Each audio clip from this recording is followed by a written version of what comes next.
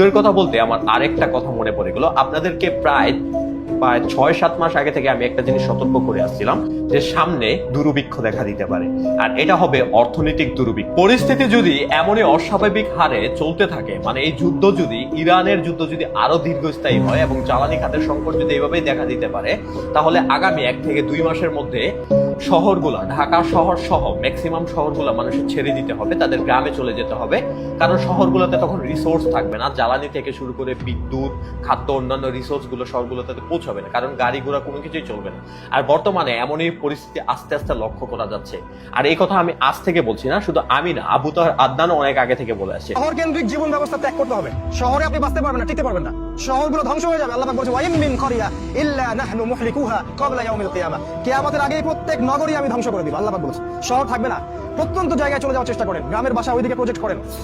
আর বর্তমানে বাংলাদেশের একজন সংসদ সদস্য তিনি পর্যন্ত এই ঘটনা বলে আসছে, যদি পরিস্থিতি এমন চলতে থাকে তাহলে শহরগুলো খালি হয়ে যাবে, ম্যাক্সিমাম মানুষ ঢাকা শহর খালি করে দিয়ে গ্রামগঞ্জে চলে যেতে হবে। কারণ ঢাকা শহরে এখন রিসোর্স থাকবে না, তেল, গ্যাস, পেট্রোলিয়াম যদি বন্ধ হয়ে যায় তাহলে খাদ্য উৎপাদন হবে না, যোগাযোগ ব্যবস্থা থাকবে না, সবকিছু বন্ধ হয়ে যাবে।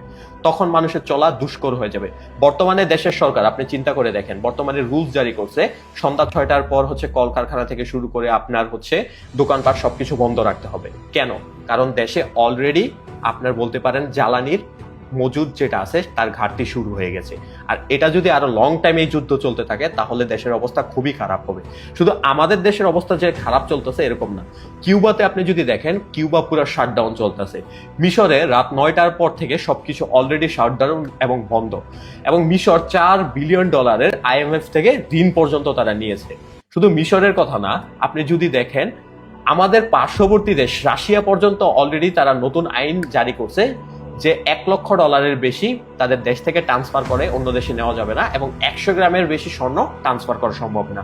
ভারতও গোপনে গোপনে একটা আইন বা তহবিল পাশ করছে যেখানে $7 বিলিয়ন আপনার তহবিল ঘোষণা করছে দেশের ক্রাইসিসকে আপনার থামানোর জন্য। তুরস্কর দিকেই লক্ষ্য করেন, তুরস্ক নিজেদের কারেন্সি বাঁচানোর জন্য 1 মাসের মধ্যে প্রায় $30 বিলিয়ন খরচ করে ফেলেছে।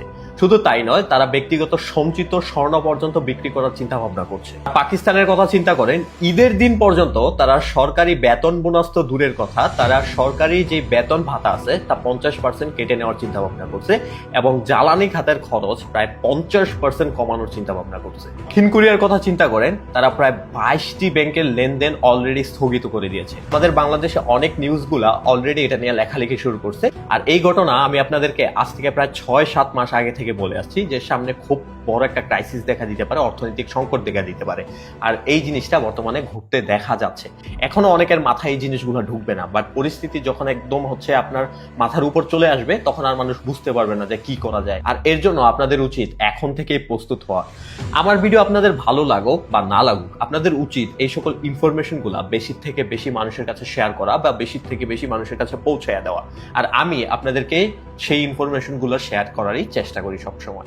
এমনই ইনফরমেটিভ ভিডিও পাওয়ার জন্য পেজটাকে ফলো দিয়ে রাখেন।